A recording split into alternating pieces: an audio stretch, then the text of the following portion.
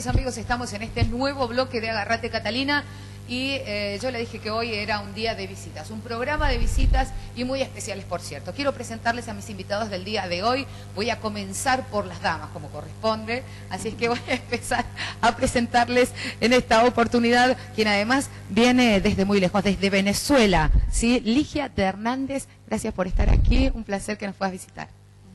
Para nosotros también poder estar aquí y compartir este momento especial con ustedes. Muchas gracias. Junto a ella su esposo, el apóstol Juan José Hernández, bueno, que también venezolano. Bienvenido aquí a la Argentina y a nuestro departamento. Es un placer estar en esta hermana república, en esta nación tan hermosa, llena de argentinas y argentinos, en esta nación, la nación de Maradona, en la nación de Martí. Para nosotros es un placer, es un privilegio, estamos muy contentos, estamos muy alegres de que estos hermanos nos hayan recibido con tanto afecto, con tanto cariño y con tanto amor en el Señor.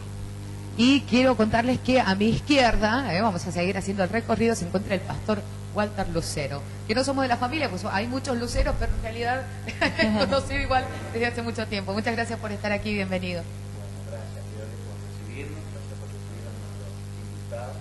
Y realmente estamos muy contentos de poder compartir con el Valle estas cosas lindas que están ocurriendo con dos países hermanos, y yo creo que seguimos como la historia, José de San Martín, Simón Bolívar. Seguimos luchando para que los pueblos sigan unidos. Exacto, Latinoamérica tiene muchas cosas en común a lo largo de su historia, pero yo voy a tratar de compartir con la audiencia algunos datos que nos explican el porqué de una visita de un hombre como el apóstol al departamento de Tunuyán, y a veces cuáles son las cuestiones personales que nos llevan, que nos incentivan a realizar determinadas tareas. Yo quiero primero, como voy a comenzar hablando con usted, contarle a los televidentes más o menos este currículum. Si yo me asombré, creo que usted también. Escuche.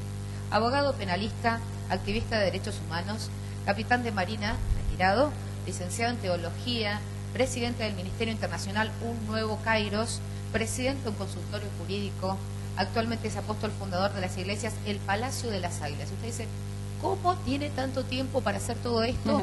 Y además no se lo ve demasiado mayor, con todo el respeto que usted me merece, como para decir, ha hecho una carrera tan extensa de haber comenzado o muy joven, o en realidad es un hombre impetuoso que lleva algunas necesidades personales directamente a la práctica. Pero eso lo vamos a preguntar a él, que es el protagonista. ¿Cómo se hace con todas estas profesiones, de repente elegir una como la de apóstol evangélico y llevar la palabra, algo que a veces no se relaciona ni se une demasiado con las Fuerzas Armadas, con ser marino, con ser abogado penalista? Hay como cosas que a veces las disociamos, pero evidentemente existen posibilidades de que estén juntas. Yo creo que todo está relacionado al entendimiento. El entendimiento te lleva a poder capturar o obtener una visión para desarrollar o para desarrollarla en una nación, debo decir. En el libro de Daniel, un profeta bíblico, en el capítulo 12, versículo 3, dice este profeta: los entendidos resplandecerán como el resplandor del firmamento, y los que enseñan la justicia a la multitud a perpetua eternidad como las estrellas en el cielo. Cuando tú tienes una visión, por ejemplo, para una nación, y ves la carencia, ves las necesidades, inmediatamente te impulsa esa misma visión a una preparación para tener un equipamiento, estar equipado, entrenado, preparado para poder desarrollar y sacar a tu país adelante. Eso es lo que nos ha impulsado. Se trata de un compromiso social. Es un también, compromiso, ¿no? un compromiso social, es un compromiso con uno mismo. Bolívar, por ejemplo, dijo: un ser sin estudios es un ser incompleto. La Biblia dice que el pueblo perece porque le falta conocimiento. O sea, es un incentivo muy, muy fuerte lo que acabo de decir. Puede ser que hay mucha gente que a veces nos escucha y pretende desarrollar diferentes actividades en la vida cuando está faltando esa otra parte, ese otro costado que hace esta, o que completa esta necesidad, ¿no? Que es la del estudio, la de la formación, la de la capacitación, y evidentemente usted la tiene de cosas muy disímiles y muy diferentes, pero evidentemente todo puede confluir y unirse luego para fluir en otros caminos, ¿no? Me preguntaba, a veces llama la atención porque hacemos la presentación de un apóstol, ¿sí? Y venimos desde hace varios años rompiendo con algunos prejuicios en el ámbito religioso, ¿no?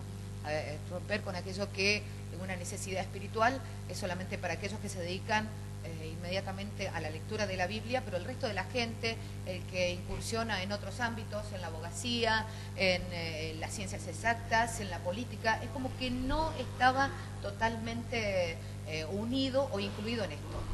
Por experiencia personal, ¿cómo es esto de tener diferentes profesiones y conocer de otros también qué es lo que les sucede, y al mismo tiempo tener la posibilidad de desarrollar una actividad que está ligada tan fuertemente con lo religioso, con lo espiritual? Bueno, creo que, como te dije al principio de mi intervención, todo está ligado a la visión. La Biblia dice que conforme sea el pensamiento del hombre, será su proceder. La preparación que en este caso he adquirido en mi nación ha sido para fortalecer el apostolado que el Señor me ha dado. El apostolado, según las Escrituras, según la Biblia, es un arquitecto. El apóstol es un padre, es un progenitor. Pero sobre todo desde el punto de vista del arquitecto. ¿Qué hace un arquitecto? Un arquitecto presenta un diseño. En este caso nosotros como apóstoles presentamos un diseño que es el gobierno de Dios. El gobierno de Dios fuera de un marco religioso, fuera de un tinte, es espiritual pero no religioso. En otras palabras, estamos hablando de que la Biblia es una de las mejores constituciones que Dios le ha permitido que nosotros como seres humanos obtengamos para desarrollar un gobierno de equidad, de justicia en los pueblos. Es un modelo, es un modelo.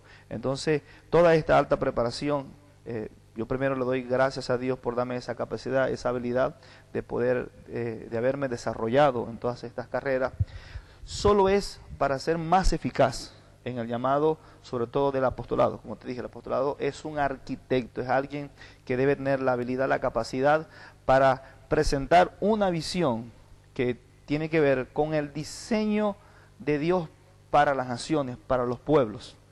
Perfecto. Yo me preguntaba también, cuando hablaba del apostolado, si esto dentro de quien elige el Evangelio como forma de vida, significa el que haya diferentes, no sé si categorías, pero sí de rangos a los que se va subiendo para poder adquirir.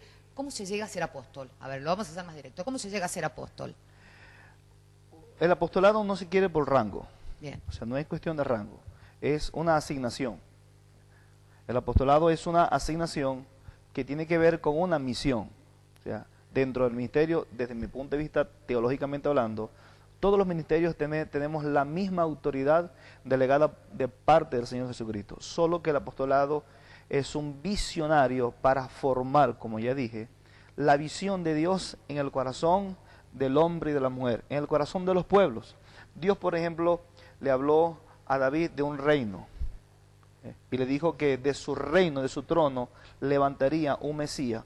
El Mesías es un Salvador, pero Mesías es rey. En otras palabras, estamos hablando de la idea de Dios de establecer un gobierno a nivel mundial, entiéndase, no de una forma imperativa, sino más bien de una forma formativa, de poder enseñar a los pueblos la verdadera justicia. Eso es parte del trabajo que hace un apóstol, es el diseño que recibe. Entonces un apóstol, aunque adquiere una formación, no tiene que ver nada con rango, ¿verdad? Aunque tiene procesos de crecimiento y desarrollo, por supuesto, pero no es un rango como tal.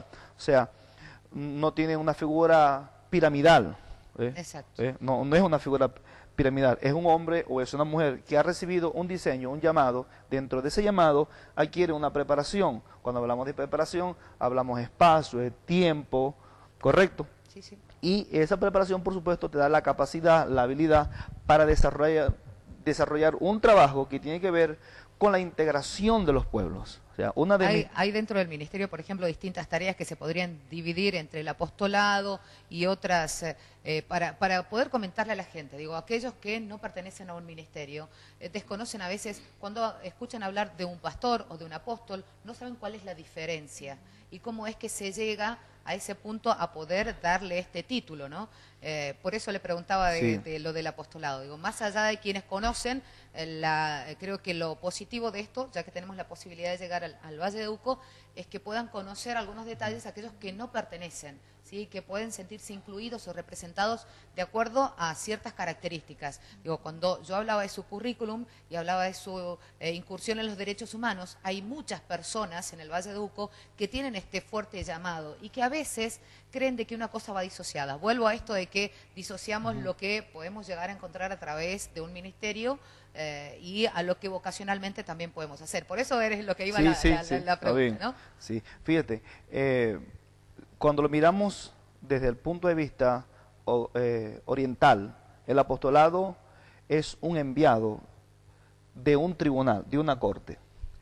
Los judíos, que es los hombres, o fueron los hombres, debo decir, que Dios utilizó para escribir el estamento jurídico espiritual llamado Biblia que nosotros tenemos, y fue escrito en una mentalidad judía. Bueno, para los judíos la Biblia es un código jurídico de principios, de normas, de valores, ético, etcétera.